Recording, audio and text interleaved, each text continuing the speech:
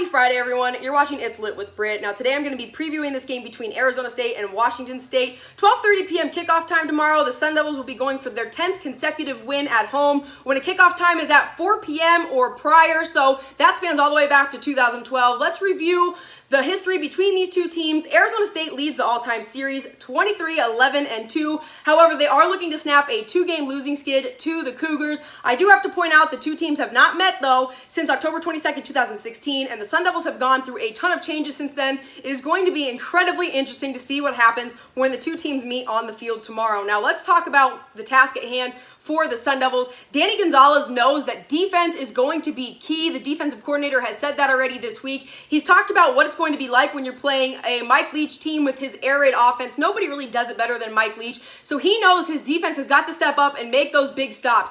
Defense, though, for Arizona State is one of the big reasons that they've had as much success this year as they have. They have had only 6 plays where they've allowed 30 or more yards, but they are one of only 12 teams in the FBS that have not allowed to play for 50 or more yards so far this season. So as long as the defense can put stats up like this tomorrow, it should keep them in the game. They have to make sure, though, that they're getting those big stops. Another thing, he's talked about how it's like playing cat and mouse with Washington State with the plays that they're going to run, so they have got to be ready for anything.